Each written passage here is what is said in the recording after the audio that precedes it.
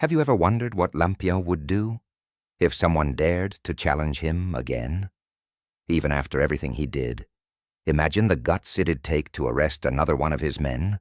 Today, you're going to hear about the day the Backlands paid a heavy price for making that mistake again. Lampião had already stormed that jail once before, and he left behind fire, blood, and revenge carved into the very walls. But it seems they didn't learn their lesson.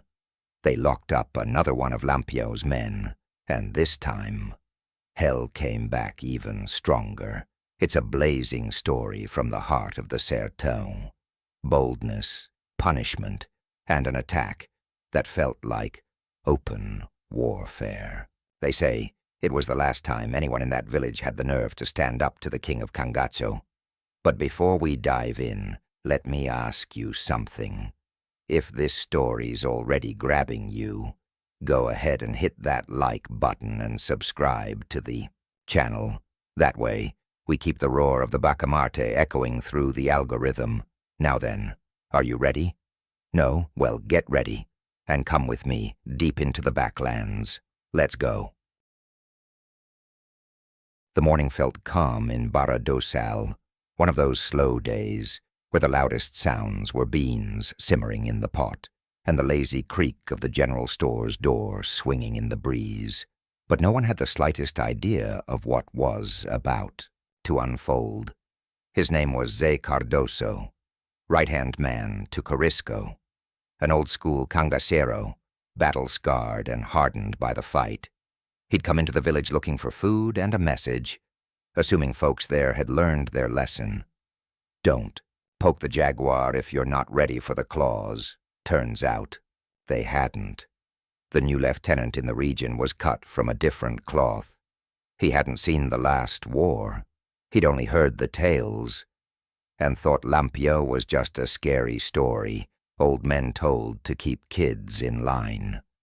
Word was, he wanted glory, wanted to be the first to lock up not just one, but two of Lampião's men, even knowing full well what that might cost. So he laid the trap. Zé Cardoso walked into the store with a steady, calm step. He didn't sense anything off, just smelled tobacco smoke, dry flour, and firewood burning in the clay stove.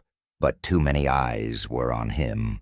As he reached for a chunk of rapadura, he heard the one sound no one wants to hear in the Backlands. The cold metallic click of a rifle bolt sliding back. He spun around, hand going for his blade. But it was too late. Four volantes leapt from behind sacks of corn like beasts springing from the bush. They took him down with fists, boots, and shouts. Didn't even see where the first blow came from. By the time he hit the floor, they were already on him, like vultures on fresh blood. They dragged him through the dirt street, blood pouring from his face, while cries of "Victory!" echoed between the houses. In the jail, Zé Cardoso was thrown in like a sack of rotten potatoes. He was battered from head to toe, broken ribs, a black eye, dried blood crusted around his mouth. But he didn't groan, didn't cry out for help. A true cangaceiro either dies in silence, or dies shouting Lampião's name. The lieutenant appeared at the cell door like he was about to take a photo with a rare beast. He was laughing as if he had just killed the devil himself. But what he didn't realize was that the devil was still roaming free and riding fast, coming right towards them. I want to see if Lampião has the guts to come back. Now, he shouted loud enough for only Zé to hear. Zé spat on the ground, mixing blood with it, and said nothing. That night, they locked the people inside their homes early. They ordered the shops to close tight, doubled the guards at the jail, and lit candles in windows as if waiting for the death of someone important. Because even without radios or phones, Everyone knew Lampião would find out. And when he did, he would come back. Major Ambrosio, commander of the local garrison, could hardly believe it. After everything Lampião had done to that very jail just weeks earlier, the fire, the bullets, the bodies, someone had dared to repeat the mistake. Another one of Lampião's men, thrown behind the same bars. It was like poking a jaguar with a short stick. But the order came from high above, straight from the governor's palace. The governor wanted Cangachero blood spilled on the dirt. It was politics, a provocation, a message, and Lampião got the message loud and clear. It didn't take long for the dust to rise in the sertão. A cattleman passed through a broken gate and spotted fresh campfire ashes. A traveling merchant rolled into town swearing he saw a strange group camped beyond the river. And a young boy swore on his life he'd seen Lampião's shadow watching from the hills at dawn. The people felt it. Fear crept back in. The wind carried the scent of gunpowder. And the major, he locked the jail doors and didn't sleep for 2 nights straight. On the 3rd night, the dogs began to howl, but it wasn't the howl of hunger. It was the howl of something evil creeping in silently. Light footsteps, sharp knives. The new lieutenant, full of bravado but short on sense, just laughed. Lampião? Here? He's too clever to fall into the same trap twice. But it wasn't Lampião who would fall. It was the lieutenant who had no idea where he was stepping. While the town tossed and turned, while the major counted the minutes until dawn, the king of Cangaço was already there, eyes wide open in the dark. 12 men, all loyal, all ready to die or kill for one single cause, to rescue Zé Cardoso. Lampião knew the people were scared, but this time he wanted more than fear. He wanted to leave a scar. He wanted to turn the jail into a warning, and that night, the sertão fell completely silent. Only the wind whispered, and the faint click of a shotgun being cocked at the edge of the forest. Lampião didn't come shouting. He didn't come firing guns, no accordion music, no zaxado dance. He came silent. One by one, the men slipped out of the brush and took their positions. They knew the blind spots. They knew where the sleepy guards were. They even knew the name of the night watchman, who, by the way, was the first to fall. Silence. Only the sound of a body hitting the dirt floor. And then Lampião ordered the place surrounded. Front, back, side, street. Not a single corner went unseen. He didn't want just to raid the jail. He wanted to own it. In his right hand, a large dagger. At his waist, the musket. In his eyes, a dry, cold rage. No shouting, no foam, the kind that doesn't warn you, just explodes.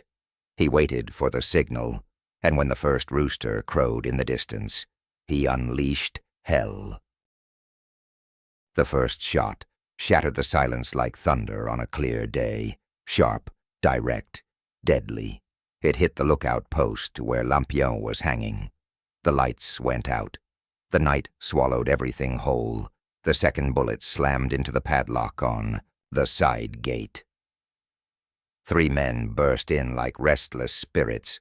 The soldiers, caught off guard and half asleep, stumbled over their own weapons. One tried to shout, "It's Lampião's gang," but all he managed was, "It's the before falling with a broken jaw. In less than a minute, the jail turned into a battlefield. Screams, dust clouds, bullets whizzing through the darkness. Doors were kicked open, walls shook, blood stained the ground. Lampião came in last, chest out, eyes burning like a king's. He leveled his gun at the lieutenant, the same one who thought Cangacheros were just Grandpa's stories. I said it was only once, and you wanted twice. The lieutenant tried to run, but didn't even have time to turn around. He took a hot bullet in the shoulder and fell screaming like a scared child. Outside, the people woke up to the noise. Some thought it was thunder. Others thought it was a ghost. But those who knew the story knew. Lampião had returned. Doors were locked. Lanterns were extinguished. Mothers pulled their children under the beds. Inside the jail, fire was already licking the walls. A torch was thrown against the dry wooden windows. The heat grew alongside the rising panic. Lampião walked through the smoke as if it were an altar. He shouted, "Set the man free," and they did. Zé Cardoso came out limping but standing, chest puffed out, even wounded. He embraced Lampião with his eyes. No words were needed. The mission was accomplished, but the lesson, not yet. Lampião turned, looked at the few surviving soldiers and said, "Next time, I won't come back. I'll stay." And with a nod, he ordered his men to leave the jail in ruins. Lampião approached the fallen colonel's body and noticed a faint movement in his chest. The bastard was still breathing. A soldier tried to hide his fear, but Lampião was already watching. He's alive. Then he'll wish he was dead. Lampião didn't want just revenge. He wanted hell to open right there, in the town square. He wanted everyone to watch. He ordered them to tie the colonel up. Standing in the middle of the plaza, they stripped him to the waist. The children were rushed away, but the adults stayed. The first punishment was quick. Lampião grabbed his knife and, without a word, sliced off the colonel's left ear. The scream echoed far. But the crowd didn't move. Next he stabbed the right eye. "Leave the other one," Lampião said, "so he can see what's coming." Lampião's men heated the knife over the fire, and while the colonel screamed like a pig on a spit, a man ran forward. "Captain, Captain, this man abused my daughter." The crowd stirred. An old woman stepped forward. "Mine too, Captain. She was just a child." Two more men nodded. That bastard wasn't a man. He was a monster. Lampião was silent for a moment, looking at the colonel with disgust. "So you're telling me that besides arresting one of my men, this son of a bitch was a rapist?" No one answered. There was no need. Lampião made a gesture. Two men grabbed the colonel's legs. With the knife still hot, Lampião castrated the colonel right there, in front of everyone. The colonel fainted, woke up, fainted again, but Lampião wouldn't let him die. "You'll live. You'll live to remember it all, and to serve as a warning to anyone who thinks they're too big for this land." They threw the mutilated body into an ox cart and left it by the roadside. To this day, no one dares to say the colonel's name. Lampião approached the fallen colonel's body and noticed a faint movement in his chest. The bastard was still breathing. A soldier tried to hide his fear, but Lampião was already watching. He's alive. Then he'll wish he was dead. Lampião didn't want just revenge. He wanted hell to open right there, in the town square. He wanted everyone to watch. He ordered them to tie the colonel up. Standing in the middle of the plaza, they stripped him to the waist. The children were rushed away, but the adults stayed. The first punishment was quick. Lampião grabbed his knife and, without a word, sliced off the colonel's left ear. The scream echoed far. But the crowd didn't move.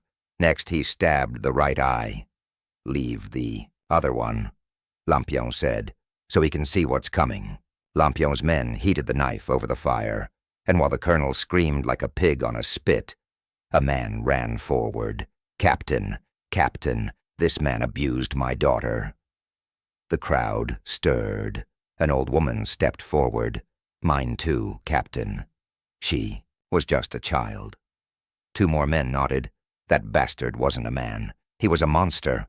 Lampião was silent for a moment, looking at the colonel with disgust. "So you're telling me that besides arresting one of my men, this son of a bitch was a rapist?" No one answered. There was no need. Lampião made a gesture. 2 men grabbed the colonel's legs. With the knife still hot, Lampião castrated the colonel right there, in front of everyone. The colonel fainted, woke up, fainted again, but Lampião wouldn't let him die. "You'll live. You'll live to remember it all, and to serve as a warning to anyone who thinks they're too big for this land." They threw the mutilated body into an ox cart and left it by the roadside. To this day, no one dares to say the colonel's name. The dust hadn't even settled when the news spread like wildfire. No one worked. The whole Backlands stood still, trying to process what had just happened. The mutilated colonel was dragged back to his house, not as a leader, but as a warning of what happens when you cross Lampião. Meanwhile, Lampião and his men rode through the brush trails under a blood-red sky. The rescued man, still wounded, tried to smile. "Captain, I don't even know how to thank you." Lampião stared into the horizon and said, "Live. That's enough." Silence. Just hoofbeats and vultures circling behind them.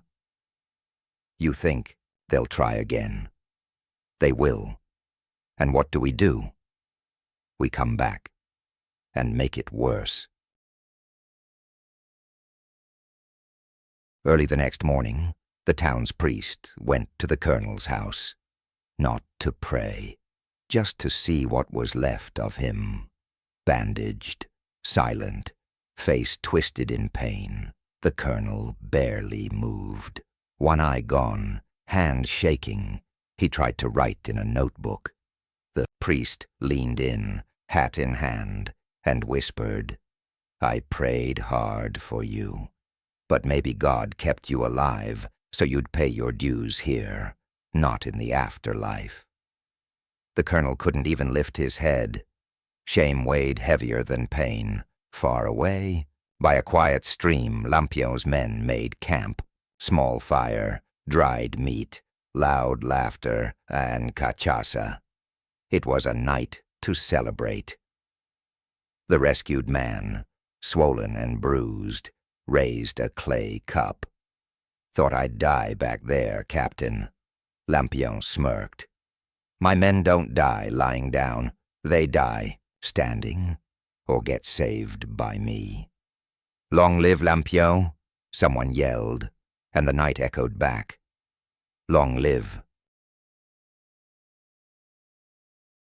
That very night, one of the youngest cangaceiros, Zé Pequeno, approached Lampião.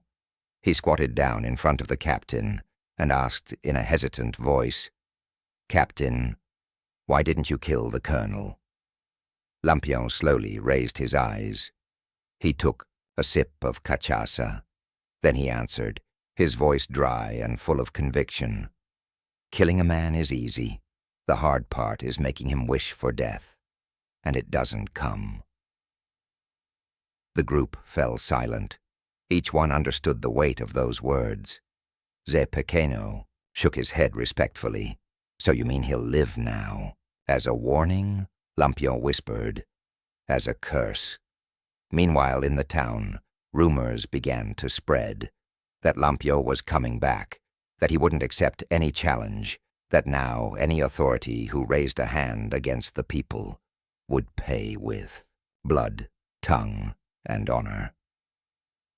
The Volante soldiers, afraid of becoming examples themselves, started abandoning their posts. Some fled at night. Others requested transfers. The town was left at the mercy of the people.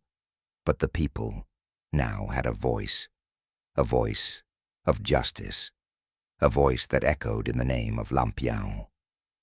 In a dirt alley, a group of women cried while holding each other. 3 of them were mothers of girls who had been abused by the colonel. One of them lifted her eyes to the sky and whispered, "Thank you, my God. Thank you for sending justice the way justice here never had the courage to do." 2 days later, the town was still silent. The church bells rang softly, as if apologizing for what they had witnessed. At the bodega, Lampião sat with his men. He asked for a sip of cachaça and looked around. Men, women, and even children stared at him with eyes mixed with fear and respect. Lampião slammed his glass on the table and said loudly, so everyone could hear, "This wasn't about revenge. It was about justice. If tomorrow or the day after another colonel raises his hand against the people, I'll be back. And this time, not even the church will be able to protect him." An old man from the town, who usually kept silent, stood up. He tapped his hat on his chest and said, "You did what needed to be done, Captain. God knows." Lampião simply nodded. As he left the bodega, a little girl ran up to him. She must have been about 8 years old. She stopped in front of the group and, trembling, handed him a mandacaru flower. Lampião took it carefully. He bent down, looked into the girl's eyes, and said, "When you grow up, remember that not every cangachero was born to kill. Some were born to protect." She smiled. He mounted his horse and rode off with the band without looking back. But in that village, no one ever forgot Lampião's visit, and much less the message that was etched into the colonel's skin. The dust of the Sertão hadn't even settled properly yet, and the name Lampião was already running like the wind through villages, farms, and neighboring towns. At the market in the next town, a vendor whispered to a customer, "They say the colonel survived, but he wished he had died." In a simple school, made of clay walls and hope, the teacher paused the lesson to share what she'd heard at the market. "Children, do you know who brought justice here in the Sertão? A man named Virgulino, but the people call him Lampião." One of the boys, curious, asked, "Is he a hero?" She thought for a moment, swallowed hard, then replied, "Maybe he's not a hero, but he was never a coward."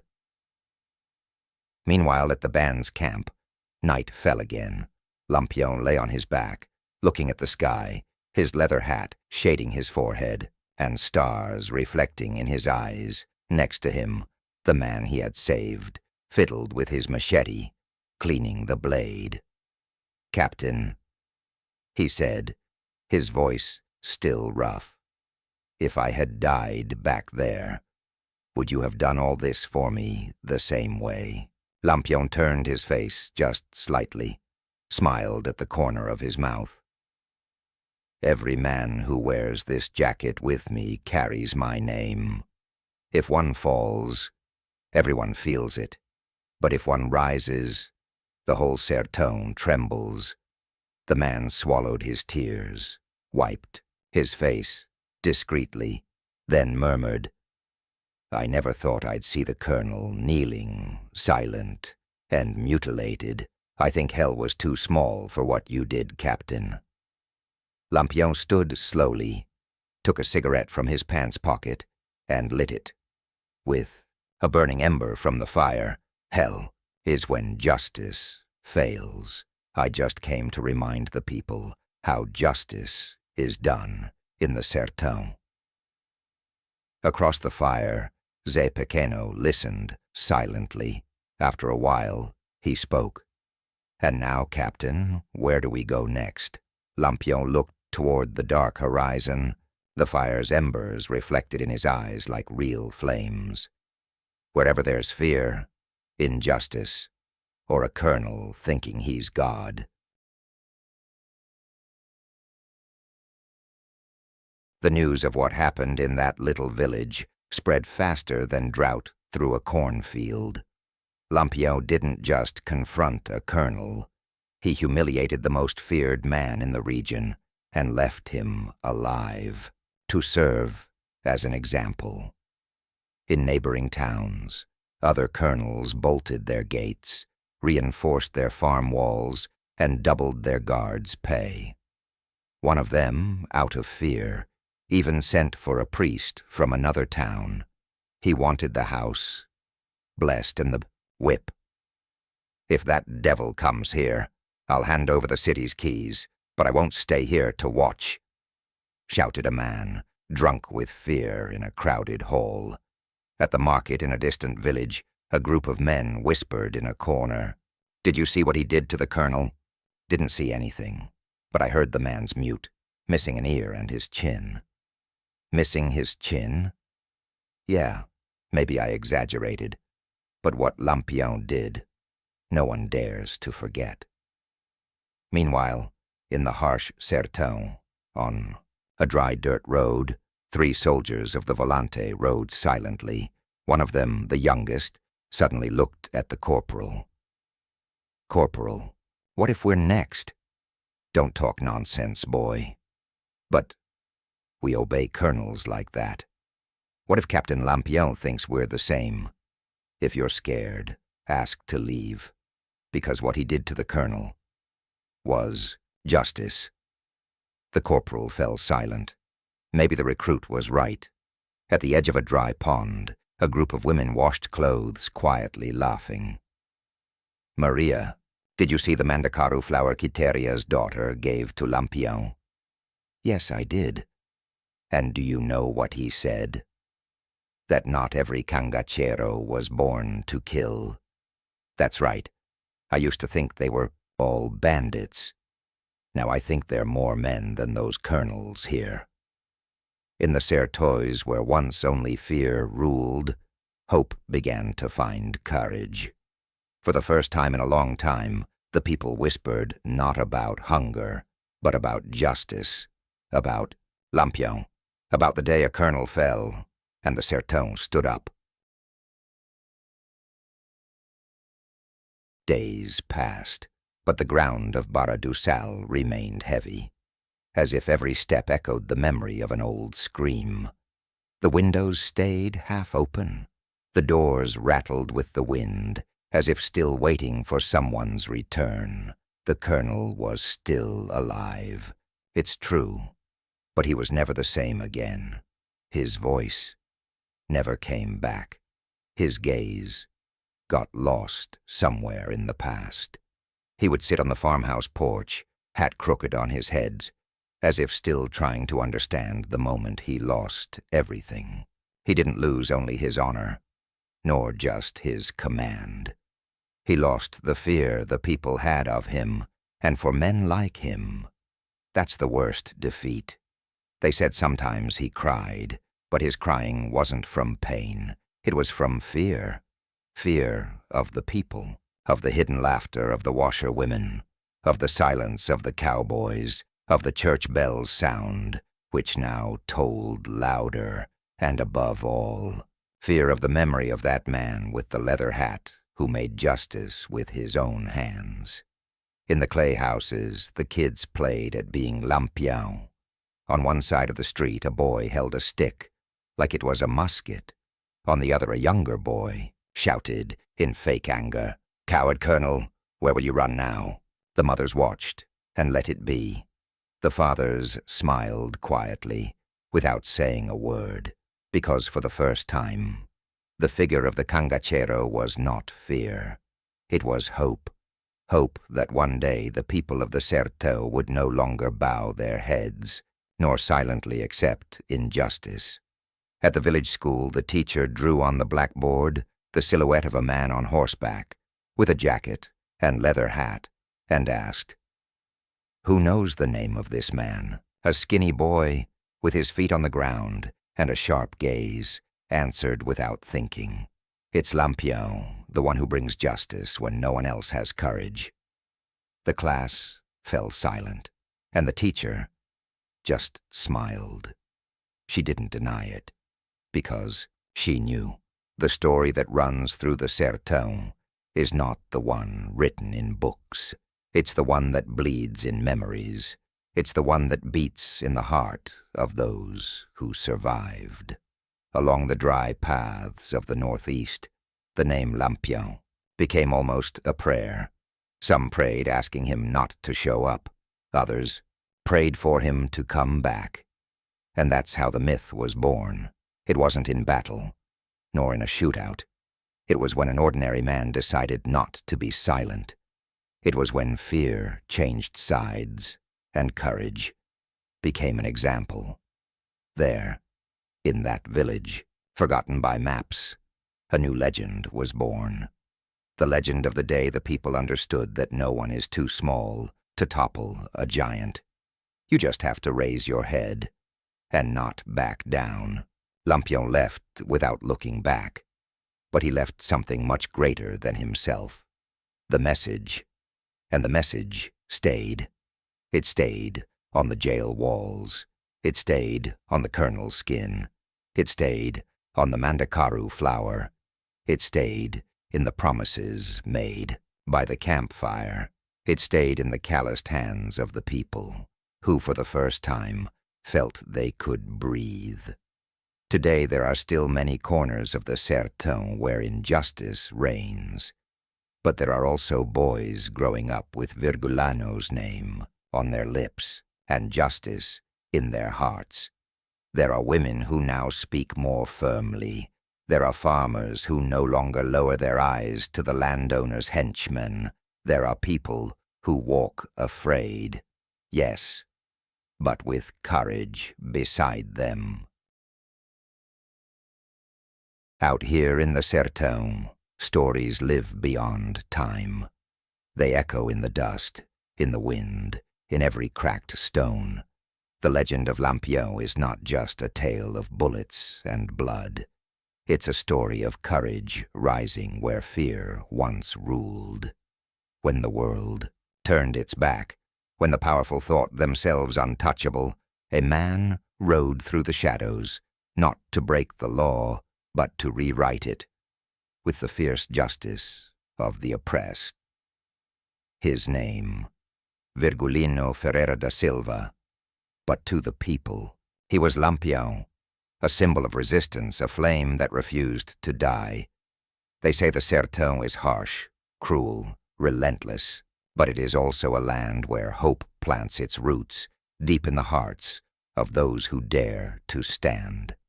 And when Lampião rode, he didn't ride alone. He carried with him the dreams, the anger, and the strength of a people tired of silence. The scars on the land tell his story. The whispers in the wind keep his memory alive. Because legends are born not from battles won or lost, but from the courage to fight, to rise, and to never bow down. So if this story stirred something inside you, a fire, a call to justice, a heartbeat of the sertão, carry it forward. Speak the name of Lampião, not as a shadow of the past, but as a beacon for the future. Justice may be slow, but it is relentless, and as long as the dust rises and the wind blows, the spirit of the cangaceiro rides on until the next time the silence breaks. And the people rise again. This is the legacy. This is the story of the sertão, and it's far from over.